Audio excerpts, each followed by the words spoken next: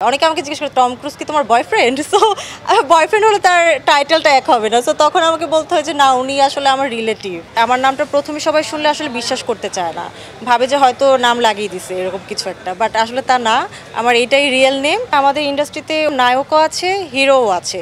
So এটা আসলে depend করে গল্পের ওপর, স্ক্রিপ্টের ওপর, দেন আমার আসলে চরিত্রের কতটুকু ইম্পর্টেন্স আছে ওইটার উপর, এরপর আসলে নায়ক আসে। সো ওইটা যদি হয় গল্পভিত্তিক, আমি দেখব আমার কো আর্টিস্ট কি ওই রকম কিনা, উনি আসলে ওই গল্পের জন্য অ্যাপ্রোপ্রিয়েট কিনা। সো ওইটা আমি আসলে দেখব। এবং যদি আসলে হয় একটু মাসালা ফিল্ম, নাচ গান ফাইট আছে, সো এখানে আমি দেখব উনি আসলে হিরো কিনা। সো ওইটা অনেক ইম্পর্টেন্ট, কারণ এক এক ধরনের মুভির ফ্লেভার এক এক রকম। আমার বাবা তো কান্না করছে, মানে আমার বাবা জাস্ট, আমি হলে গিয়েছিলাম তাদেরকে আসলে দেখতে, তাদের কি রিয়েকশন। সো আমি আসলে তাদের সাথে দেখতে যাইনি মুভি, আমি জাস্ট তাদেরকে আগে পাঠিয়ে দিয়েছি, আমি বলছি তোমরা যাও, আমি আসতেছি। তো আমি জাস্ট হলে গিয়ে দেখলাম। হলে যাওয়ার পর আমাকে অনেকেই বলছিল এসা আপু, এসা আপু, এসা আপু এসছে। সো তারা সবাই হ্যাপি ছিল। বাট আমি আমার মা বাবাকে দেখলাম, আমার বাবা চোখ মুছতে মুছতে নামছে। সো ওইটা আসলে আমার জন্য, আমি আসলে অনেক ইমোশনাল হয়ে গিয়েছিলাম। সো ওই মোমেন্টটা আমার জন্য আসলে খুবই আসলে ইমোশনাল, অলসো আনন্দের। খুবই ভালো প্রতিক্রিয়া পেয়েছে এবং তারা আসলে অনেক বছর ধরেই আসলে অপেক্ষা করছিল, যেহেতু আমি 2018-তে লাক্সে ছিলাম, তারা অনেক বছর ধরেই অপেক্ষা করছিল তুমি বিগ স্ক্রিনে কবে আসবা। সো ফাইনালি এসছি, আমার ফ্রেন্ডরা খুবই হ্যাপি, আমার মা বাবা সবাই খুবই হ্যাপি, আমার রিলেটিভরা হ্যাপি।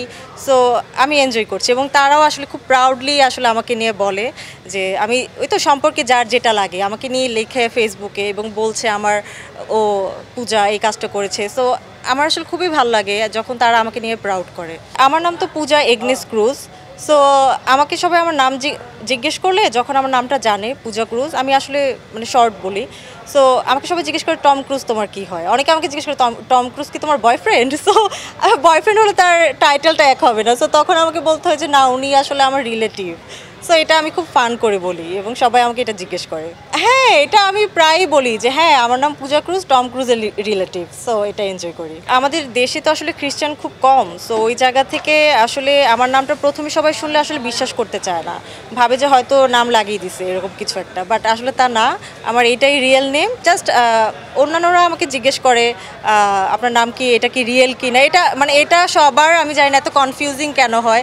তখন আমাকে আসলে প্রত্যেকটা মানুষকে সময় নিয়ে নিয়ে বলতে হয় যে হ্যাঁ, এটাই আমার রিয়েল নেম। এবং হ্যাঁ, বাট আমি এটা আসলে স্বীকার করি না, আমি এটা বলি যে টম ক্রুজ আমার রিলেটিভ। যেমন ধর এখন আমি এশা মার্ডারের এশা, আমি চাবো যে পরবর্তীতে আমার কাজটা একদমই ডিফারেন্ট হোক। এখানে আমি একজন ভিকটিম, বাট পরবর্তীতে আমি চাই যে একটু, যেই মুভিতে একটু ফাইট থাকবে, একটু ডান্স থাকবে। সো ওই ধরনের হিসাব যদি আমি করি, তাহলে অবশ্যই শাকিব খান আছে, রাজ আছে, সিয়াম আহমেদ আছে। সো ওনারা ভালো কাজ করে ওনাদের সাথে। আমরা দর্শকের ভালোবাসায় একদম সিক্ত এশা মার্ডার নিয়ে, যে একটু আগেও হল ভিজিট করে আসলাম, দর্শক একদম হল ভরে গিয়েছে। সো আপাতত এটা নিয়ে ব্যস্ত, বাট আমার প্ল্যান আছে সবগুলো মুভি দেখবো এবং সবার প্রথম তাণ্ডব দেখবো। সবাইকেই প্রাধান্য দিব, কারণ দেখেন এখানে ডিরেক্টর কিন্তু রায়হান রাফি, এবং উনি আসলে অনেক ভালো একজন ডিরেক্টর এবং ওনার কাজও আমি করেছি দামালে।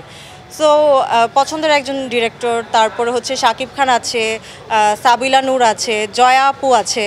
সো তারা তো সবাই সবার জায়গা থেকে আসলে প্রতিষ্ঠিত, এবং অবশ্যই ওই কাজটা যখন হয় কি, একটা কাজে অনেকগুলো ভালো আর্টিস্ট আসে, ওই কাজটার মান আরও বেড়ে যায়।